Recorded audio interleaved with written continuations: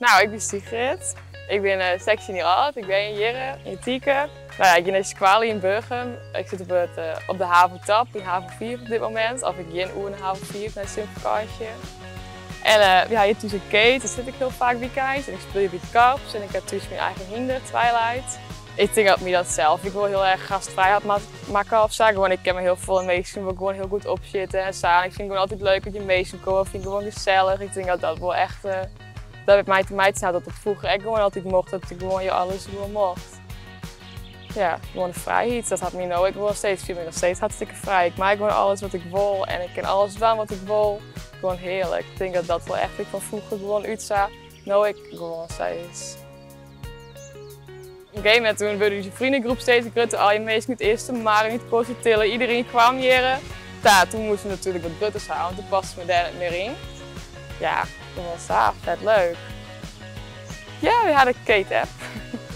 De app we dan maar snel in. De app Peter van de Kate is hier op middag. Dan komt iedereen hier gewoon op de fiets. En s'nachts ben ik altijd met z'n allen. Dan gaan we hier leuk pizza eten en zo. Dan komen we al hier in de auto. Dan komen we hier om 4 uur of zo. En dan zitten we hier tot nu genoeg, want dan is iedereen wel varen. Want dan hebben we hier vreten, dan zaten en dan snijden we hier zitten. Dan heeft iedereen weer een hoest staan. Dan hebben we gewoon leuke gezelligheid met z'n allen eten. Hier in de Tieke weet altijd zit op hinderrijden. Als ik eerst naar voetbal, naar de pijn. Dus nou ja, ik ben op hinderrijden gegaan en zo ben ik ooit begonnen. En op een gegeven moment heeft ze iets van, ik wil gewoon mijn eigen houden. Want 1 keer in de week hinderrijden vond ik eigenlijk te weinig. En toen ging hij het met me van, nou ja, dat meisje voor haar gewoon. Ze vonden me wel gewoon goed en zo. En ik wie er altijd op de manege. Dus elke dag wie ik daar. Dus dat gunnen ze me wel een eigen pony. Dus toen heb ik mijn eigen pony gekregen, toen ik in groep 8 zit, denk ik. En die heb ik nog steeds.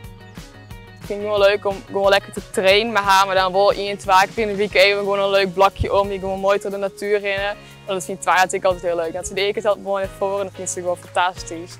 En dat vind ik zelf wel lekker, want dan hoeft ze net heel veel bezig te werken. En dadelijk is het gewoon mooi even, gewoon lekker zitten. En dan dat ziefje er het werk wordt. Dan is het gewoon even lekker relaxed, gewoon even mooi toeren met z'n tweeën.